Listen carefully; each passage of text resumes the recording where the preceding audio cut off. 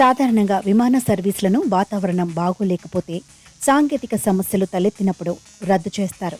అప్పుడు ప్రయాణికులకు ఇబ్బందులు తప్పవు.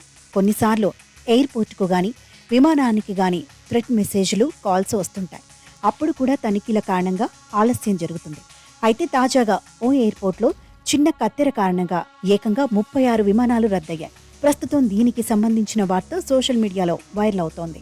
జపాన్లోని హక్వైడో ద్వీపంలో ఉన్న న్యూచిటోస్ ఎయిర్పోర్ట్లో ఈ సంఘటన జరిగింది. ఆగస్టు 17వ తేదీన చోటు చేసుకోగా ఆలస్యంగా వెలుగులోకి వచ్చింది. అయితే ఎయిర్పోర్ట్లో ఉన్న ఓ రిటైల్ స్టోర్ నుంచి కత్తెర కనిపించకుండా పోయింది. దాంతో ఆ షాపు సిబ్బంది కంగారు పడ్డారు. ఎవరో తీసుకెళ్లారంటూ ఎయిర్పోర్ట్ అధికారుల దృష్టికి తీసుకెళ్లారు. అంతే, అప్రమత్తమైన భద్రతా సిబ్బంది వెంటనే తనిఖీలు చేపట్టారు.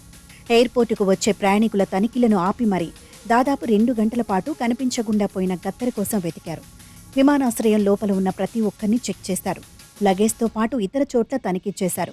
కానీ ఎంతకీ కత్తెర కనిపించలేదు. దాంతో 2 గంటల్లోనే 36 విమాన సర్వీసులు రద్దు చేశారు.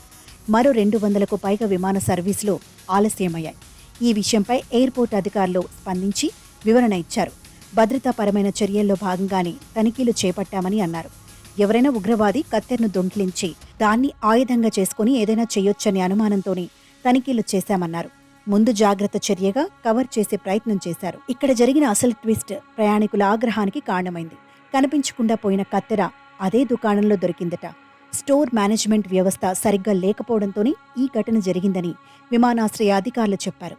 ఏది ఏమైనా ఈ ఘటన కారణంగా ప్రయాణికులు తీవ్ర ఇబ్బందులు పడ్డారు. విమానాలు ఆలస్యం కావడంతో గంటల పాటు ఎదురు చూడాల్సి వచ్చింది. కొందరైతే చేసేదేం లేక ఎయిర్పోర్ట్ నుంచి తిరిగి వెళ్లిపోయారని అక్కడి మీడియా కథనాలు పేర్కొన్నాయి. కాగా చివరకు ఈ సంఘటనపై స్పందించిన జపాన్ రవాణా శాఖ దర్యాప్తునకు ఆదేశించింది. జపాన్లోని న్యూచిటోస్ ఎయిర్పోర్ట్ హక్వైడాలోని అతిపెద్దది. ఇక్కడ నిత్యం రద్దీగా ఉంటుంది. విమాన రాకపోకలు ఎక్కువగా జరుగుతాయి. అందుకే 2 గంటల్లోనే 200 విమానాలు ఆలస్యం కావడం, 36 విమానాలు రద్దు కావడం జరిగింది.